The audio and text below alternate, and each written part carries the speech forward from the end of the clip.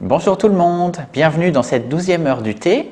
Aujourd'hui, on va parler parfum, fragrance, tout ce qui va être autour de l'olfactif en cosmétique. Alors, qu'est-ce que ça peut nous évoquer le parfum en cosmétique? Parce que le parfum, c'est avant tout donc des actifs derrière, des mélanges particuliers d'origine synthétique, d'origine naturelle, d'origine biotechnologique, donc un mélange entre le naturel et la transformation chimique. Chez Rodolphe & Co, on a bien sûr voulu des parfums naturels et on a travaillé bon nombre d'années sur des parfums signature, c'est-à-dire des mélanges olfactifs uniques, particuliers, qui ne reflètent pas forcément un ingrédient. Alors, il est évident que partant d'une création de zéro, lorsqu'on veut faire du parfum naturel, il y a aussi un engagement à avoir sur le côté allergie, le côté puissance olfactive en fonction des différentes peaux, si le produit se rince ou ne se rince pas. Donc ça a été tout un travail avec les produits Rodolphe & Co, puisqu'on a quand même pas mal de produits qui se rincent et qui ne se rincent pas, des produits qui sont huileux, des produits qui sont aqueux, des produits secs également sous forme de poudre.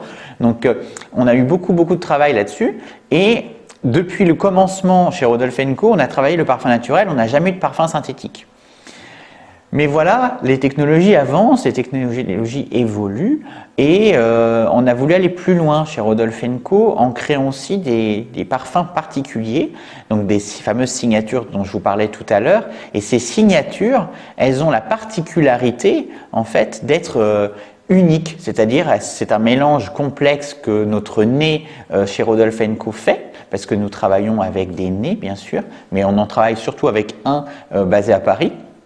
Et c'est vrai que l'idée chez Rodolphe & Co, c'était toujours d'avoir une signature olfactive fleurie, légèrement fruitée, très peu sucrée, alors très peu camphrée, très peu oudée. L'idée, c'est quand même d'être toujours dans cet esprit d'ultra légèreté, ce côté aussi un peu marin. Donc, on est aussi dans l'univers d'un olfactif plutôt extérieur, plutôt aérien.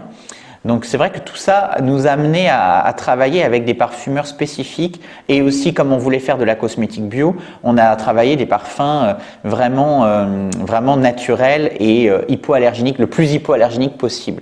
En ce sens, d'ailleurs, on a commencé donc à travailler sous charte EcoCert dès 2013 pour le premier lancement 2014 et c'est en 2017, début 2017, et oui, exactement, début 2017, on a commencé à travailler sur une nouvelle forme de parfum. On a travaillé sur des parfums qu'on appelle sans allergènes étiquetables. C'est-à-dire, le parfum a été très décrié dans beaucoup de marchés, notamment à l'étranger, comme au Japon par exemple, comme étant source d'allergies, source de problèmes de santé. Mais également en France, on se rend compte que le parfum n'en a pas forcément besoin et que les origines naturelles de certains ingrédients peuvent suffire à parfumer le produit.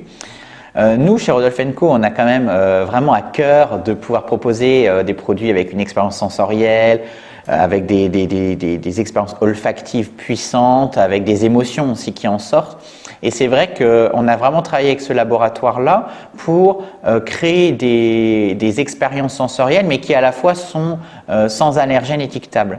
Et c'est donc il y a maintenant 1 an et demi, donc oui c'est ça, il y a 1 an et demi, on a lancé les premiers produits sans allergènes étiquetables, donc qui sont dépourvus de ces allergènes qu'on peut connaître sous le nom de limonène, géraniol, linalol, qu'on retrouve en fin de composition et qui est souvent dans les applications de style Yucca en cosmétique. Vous pouvez avoir des petites alertes sur le côté allergisant donc de ces matières. À juste titre, même si je me permets de le lire ici, attention, pas de crainte, un allergène de parfum, dès lors où il est issu donc d'huile essentielle, c'est normal qu'il soit notifié sur la liste des ingrédients, mais pas de panique, il est à un taux entre 0,001 et 0,0002. Alors autant vous dire, avant de pouvoir avoir une allergie avec un allergène de parfum naturel, il faut y aller. Donc, faut toujours prendre un peu les informations que donnent ces applications de manière informative et non complètement, on va dire, raisonnée, puisque dans la réalité, on ne peut pas comparer un ingrédient de matière première essentielle à une formule comme les actifs, les tensioactifs, les produits qui englobent le produit et les substituts d'allergènes contenus dans certains produits qui eux-mêmes sont à des très faibles taux, puisqu'un parfum, on le met en général autour de entre 0,2 et 1%, 1% étant vraiment la version très très parfumée d'un produit. Nous, chez Rodolphe & Co, on est plutôt entre 0,2 et 0,5, donc on est vraiment très très loin de tout ça. Le parfum, c'est aussi, donc, ce que j'expliquais, une émotion. Dans certains de nos produits, on a des émotions de retour en enfance, comme certains produits comme le masque Rodolphe & Co, où on peut retomber en enfance.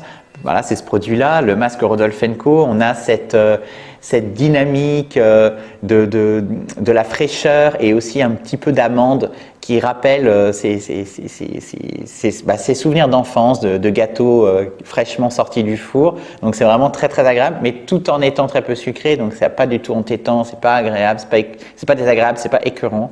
Donc c'est vraiment l'intérêt de ce produit-là. On a d'autres produits beaucoup plus frais. On a par exemple la brume océanique. La brume océanique, où là on est vraiment sur une brumisation très fine, très légère, où là on va avoir un esprit plutôt très marin, très aérien. On a des parfums en fait de lavande, d'orange, de menthe, donc c'est extrêmement sensoriel, mais ça inspire plus à l'environnement du spa, du bien-être et de la fraîcheur. Donc c'est vraiment très différent. On a également des produits où par exemple le parfum n'est pas issu d'un parfum qui a été conçu, mais c'est l'addition d'ingrédients qui fait par exemple le parfum. Je prends un exemple tout bête, on a ce shampoing haute nutrition par exemple de chez Rodolphe & Co, où là clairement on n'a pas de parfum. Le parfum, ce sont les matières qu'il y a dedans. Donc en fait, il y a donc des odeurs d'orange, de mandarine et de citron, mais en fait qui sont naturellement présents dans la composition, qui d'ailleurs participent activement à l'antioxydation de la couleur et également aux cheveux secs. Donc ça redonne beaucoup de brillance et d'éclat. Et donc dans ce produit-là, vous n'avez pas de parfum par exemple, mais il y a des huiles essentielles qui interviennent justement aussi sur le plan olfactif. Donc l'expérience olfactive, elle est parfois parfumé dans sa complexité, dans la création d'un parfum avec un nez, mais aussi tout simplement dans l'élaboration d'une formule. En cosmétique bio, on le retrouve assez facilement. En cosmétique conventionnelle, c'est très rare d'avoir un produit cosmétique où vraiment l'odeur du produit qui s'en dégage est une odeur naturelle par les matières. C'est extrêmement rare, voire je pense que c'est inexistant. Il y a des marques sans parfum en conventionnel, mais bien sûr, ça n'a pas de parfum. Il n'y a absolument aucune odeur.